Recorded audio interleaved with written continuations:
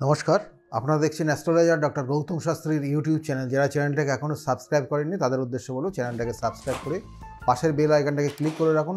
আর যারা বিগত দিনের চ্যানেলটাকে অলরেডি সাবস্ক্রাইব করেছেন তাদেরকে অসংখ্য অসংখ্য ধন্যবাদ রয়েছে এবং ধন্যবাদ জানাই। এবং তার সঙ্গে সঙ্গে বলবো যে আজকে যেমন আলোচনা করব এই তুলা রাশির যারা জাতক জাতিকারা রয়েছেন 2024 সালের মে মাসটা তাদের কেমন যেতে পারে, তাদের স্বাস্থ্য কেমন যেতে পারে, তার আর্থিক অবস্থা কেমন, দাম্পত্য জীবন চলতে পারে, প্রেমিক প্রেমিকারা তাদের ক্ষেত্রে সেই বন্ডিং জায়গাটা কতটা ভালো থাকবে, এগুলো নিয়ে কিন্তু বিস্তারিত আলোচনা অবশ্যই আমরা করব।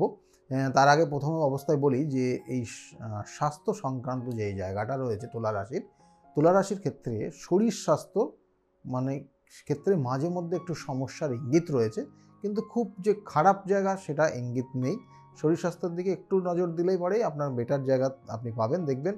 এবং তার সঙ্গে সঙ্গে আপনার মায়ের শরীর স্বাস্থ্য বিগত দিনে একটু খারাপ জায়গা ছিল, এখনও একটু খারাপ জায়গার মধ্যে দিয়ে যাচ্ছে, কিন্তু একটু সতর্ক থাকার চেষ্টা করেন। আর বাবার শরীর স্বাস্থ্য নিয়ে মাঝে মধ্যে একটু সমস্যা হবে, এটা কিন্তু তুলা রাশির যারা জাতক জাতিকা তাদের জন্য বললাম একটু কেয়ারফুলি চললে পারে অনেকটা বেটার জায়গা রয়েছে। কিন্তু আপনার লাইফ পার্টনারের কিন্তু মাঝে মধ্যে শারীরিক সমস্যায় ভুগবে, যাদের বিবাহ হয়ে গেছে তুলা রাশির জাতক জাতিকা তাদের জন্য বললাম।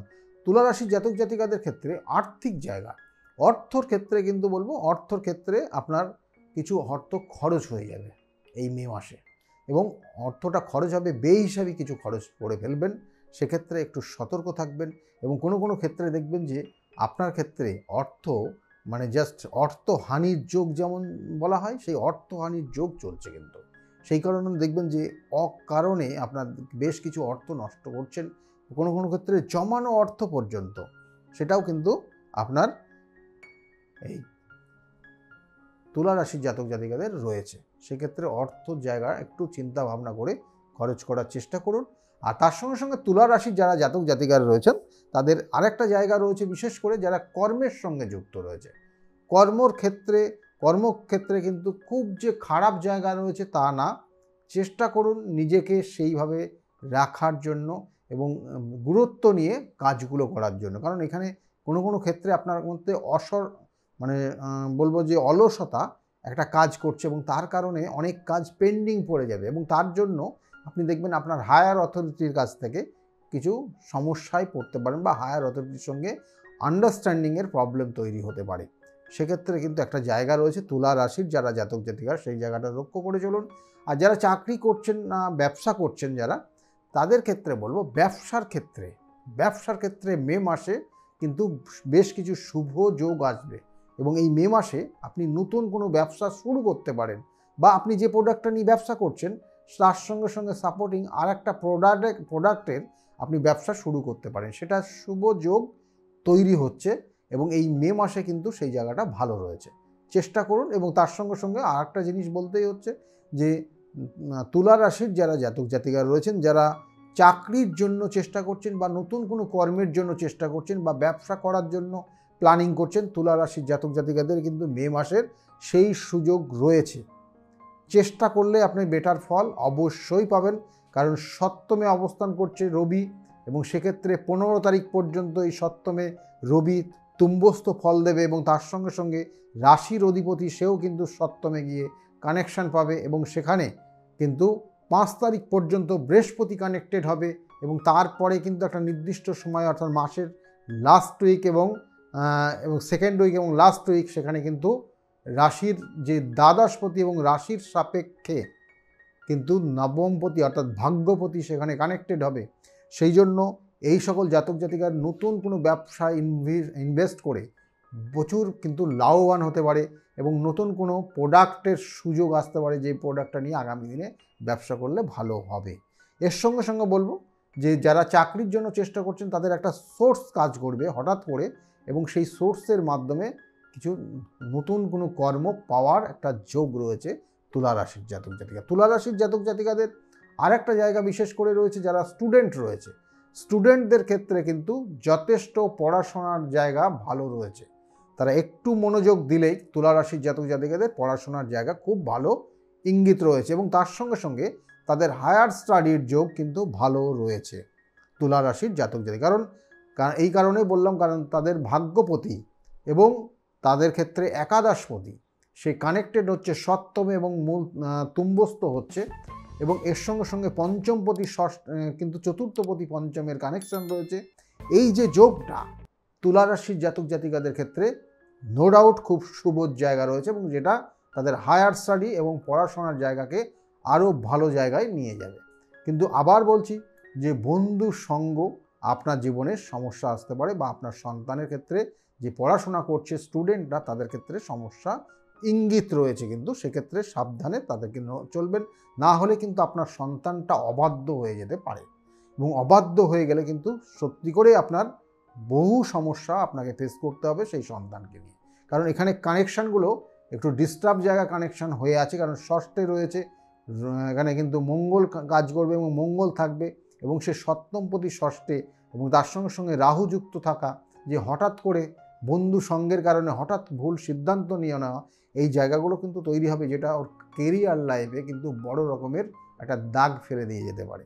এবং এর সঙ্গে সঙ্গে বলবো যে তুলা রাশির যারা জাতক জাতিকারা রয়েছেন তাদের দাম্পত্য জীবনের ক্ষেত্রে, দাম্পত্য জীবনে সত্যি করে একটা অশান্তির যোগ রয়েছে, কিন্তু আন্ডারস্ট্যান্ডিং করে চললে পরে জায়গাটা রিকভারি হয়ে যাবে, সেটার জায়গা চলুন, এবং অসৎ সঙ্গে মিশে আপনি আপনার জায়গাটা নষ্ট করে ফেলতে পারেন।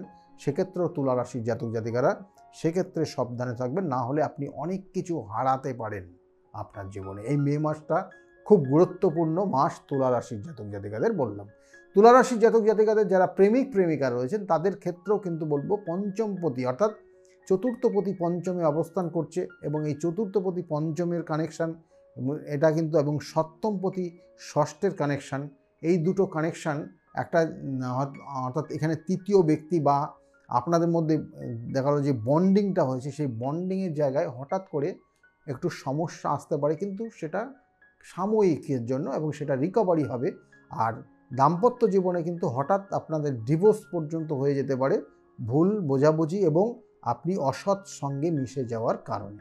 এটার একটা ইঙ্গিত রয়েছে তুলা রাশির জাতক জাতিকাদের। বলে দিলাম তুলা রাশির জাতক জাতিকাদের আর যে জায়গাটা রয়েছে বিশেষ করে যে সম্পত্তি কেনার ক্ষেত্রে, তুলা রাশির জাতক জাতিকাদের সম্পত্তি কেনার যোগ রয়েছে, মাসের প্রথম দিকে সম্পত্তি কেনার যোগ রয়েছে, এবং 1 থেকে কিন্তু 7 তারিখের মধ্যে সুযোগটা ভালো রয়েছে, তারপরেও যোগ রয়েছে কিন্তু অনেকটা কম।